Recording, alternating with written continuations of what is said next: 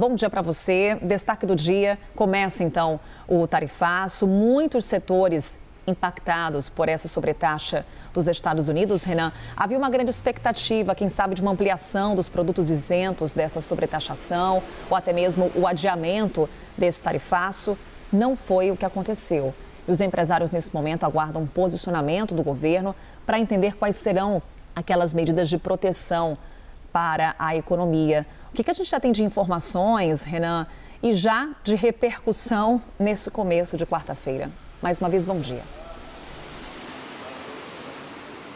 Tudo bem, Carol? Ótimo dia para você, uma boa quarta-feira para todos. Nós, jornalistas agora, acho que a imprensa inteira brasileira, estamos tentando entender o movimento, conversando com várias fontes ligadas ao comércio, empresários, muita gente do setor produtivo aqui no Brasil que, de fato, a partir de hoje começa a ser impactado diretamente. A gente está falando aí de alguns dias de muitas tentativas, tratativas, algumas discussões travadas, enfim.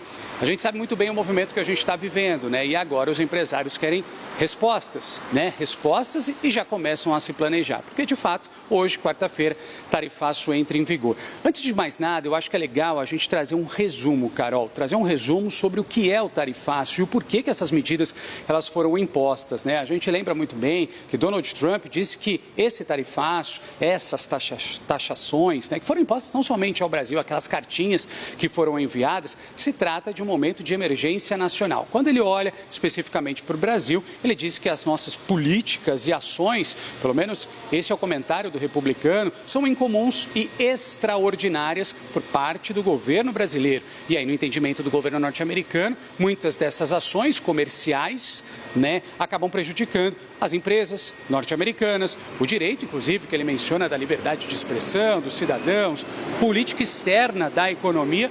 Tudo isso engloba, né, nessa resposta de Donald Trump, nessa imposição ao tarifaço. E tem também alguns elementos que a gente relembra, alguns elementos políticos relacionados também à proximidade dele com o ex-presidente Jair Bolsonaro, né?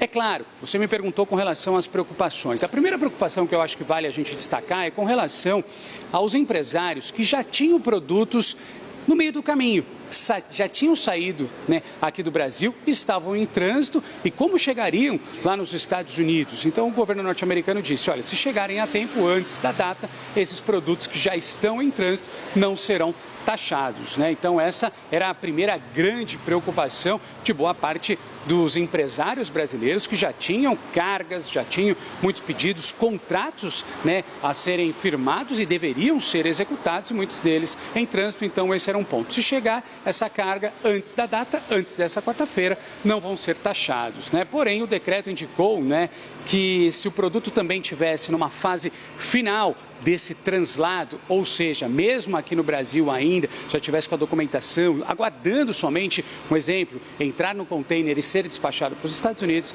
eles também não seriam taxados. Você mencionou bem, a gente teve, né, num primeiro momento, aquela grande expectativa, quais pontos serão deixados de lado, quais produtos que não serão sobretaxados, e aí existia aquela dúvida. Quando a gente teve a informação de cerca de 50% de uma lista bastante grande, a gente está falando de aproximadamente 700 produtos, né, que foram deixados de fora dessa taxação. Produtos nos quais a gente sabe muito bem que existe uma relação muito importante para, inclusive, importadores norte-americanos.